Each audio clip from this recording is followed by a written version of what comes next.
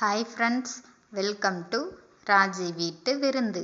இன்றைக்கி நாம் ரொம்ப ஈஸியான ரொம்ப டேஸ்டான ஒரு முட்டைக்கோஸ் சாம்பார் எப்படி பண்ணுறதுன்னு பார்க்க போகிறோம். இந்த ரெசிபி எப்படி பண்ணுறதுன்னு பார்க்குறதுக்கு முன்னாடி நம்ம சேனலை சப்ஸ்கிரைப் பண்ணாதவங்க சப்ஸ்கிரைப் பண்ணிக்கோங்க. இப்போது வாங்க வீடியோக்குள்ளே போகலாம்.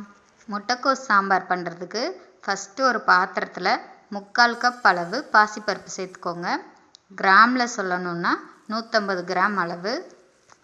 இந்த பருப்பை 2-3 டைம் தண்ணி ஊற்றி நல்லா கழுவி எடுத்துக்கோங்க. இப்போது பருப்பு வேகிறதுக்கு அளவான தண்ணி சேர்த்துக்கலாம். நான் 3/4 கப் பருப்புக்கு 2 கப் அளவு தண்ணி சேர்த்துருக்கேன். உங்களுக்கு தண்ணி கம்மியாக இருக்குன்னு தெரிஞ்சிச்சுன்னா நீங்கள் இன்னும் கொஞ்சம் கூட தண்ணி சேர்த்துக்கோங்க. இது கூட 2 மீடியம் சைஸ் தக்காளியை கட் பண்ணி உள்ளே சேர்த்துக்கோங்க. அடுத்து 2 பச்சை மிளகா, 4 பல் பூண்டை இந்த மாதிரி கட் பண்ணி சேர்த்துக்கோங்க. கூடவே 1/2 டீஸ்பூன் சீரகம், 1/2 டீஸ்பூன் மஞ்சள் தூள், 1/4 டீஸ்பூன் பெருங்காயத்தூள் சேர்த்துட்டு ஸ்டவ்வை மீடியம் ஃப்ளேமில் வச்சு பருப்பை நல்லா வேக வச்சு எடுத்துக்கோங்க. பருப்பை வேக வச்சு எடுத்துட்டோம். பாசி பருப்பு எப்போவுமே சீக்கிரமாகவே வெந்துடும்.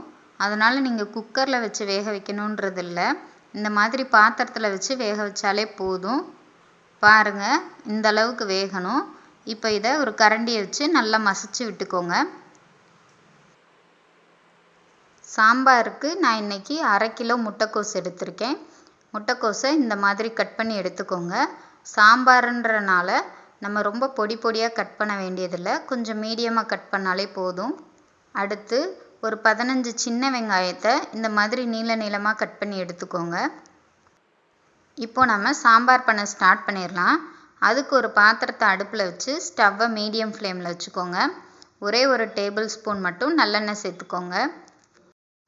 எண்ணெய் சூடானதும் 1/4 டீஸ்பூன் கடுகு சேர்த்துட்டு கடுகு நல்லா பொரிஞ்சதும் நம்ம கட் பண்ணி வச்சுருந்த சின்ன வெங்காயத்தை உள்ளே சேர்த்துட்டு அது கூட கொஞ்சமாக கருவேப்பிலை, 2 காஞ்ச மிளகா சேர்த்துட்டு நல்லா வதக்கி விடுங்க. வெங்காயம் நல்லா பொன்னிறமாக வதங்கினதும் நம்ம கட் பண்ணி வச்சுருந்த முட்டைக்கோஸை உள்ளே சேர்த்துக்கலாம். முட்டைக்கோஸை உள்ளே சேர்த்ததுக்கப்புறமா 2 டீஸ்பூன் அளவு சாம்பார் தூள் சேர்த்துக்கோங்க. நம்ம ஏற்கனவே பருப்பு கூட பச்சை மிளகா சேர்த்து வேக வச்சுருக்கோம். சாம்பார் தூள்லையும் காரம் இருக்குன்றதுனால நான் தனியாக மிளகாத்தூள் எதுவும் சேர்க்கலை. உங்களுக்கு காரம் வேணும்னா நீங்கள் மிளகாத்தூள் சேர்த்துக்கோங்க. 2 நிமிஷம் முட்டைக்கோஸை நல்லா வதக்கி விட்டுட்டு இப்போது முட்டைக்கோஸ் வேகிறதுக்கு அளவான தண்ணி சேர்த்துக்கோங்க. கூடவே கொஞ்சமாக உப்பு சேர்த்துட்டு நல்லா கலந்து விட்டுருங்க. இப்போது ஒரு மூடி போட்டு மூடி வச்சுட்டு 5 நிமிஷம் மீடியம் ஃப்ளேம்லேயே காய் நல்லா வேகட்டும். 5 நிமிஷம் ஆயிடுச்சு. இப்போ நம்ம மூடி ஓப்பன் பண்ணி பார்த்துடலாம். பாருங்கள், முட்டைக்கோஸ் ஒரு 80% நல்லாவே வெந்துருச்சு. இப்போது இதில் நம்ம முன்னாடியே வேக வச்சு வச்சுருந்த பாசிப்பருப்பை சேர்த்துடலாம். பாசிப்பருப்பை சேர்த்துட்டு சாம்பாரை நல்லா கலந்து விட்டுருங்க. இப்போது நம்ம சாம்பாருக்கு தேவையான அளவு உப்பு சேர்த்துடலாம். நம்ம ஏற்கனவே காய் வேக வைக்கும்போது கொஞ்சம் உப்பு சேர்த்துருக்கோம். அதனால் உப்பு பார்த்து சேர்த்துக்கோங்க. உப்பு சேர்த்து நல்லா கலந்து விட்டுட்டு ஸ்டவ்வை லோ ஃப்ளேமில் வச்சு 5 நிமிஷத்துலேருந்து 10 நிமிஷம் வரைக்கும் மூடி வைக்காமல் சாம்பாரை நல்லா கொதிக்க விடுங்க.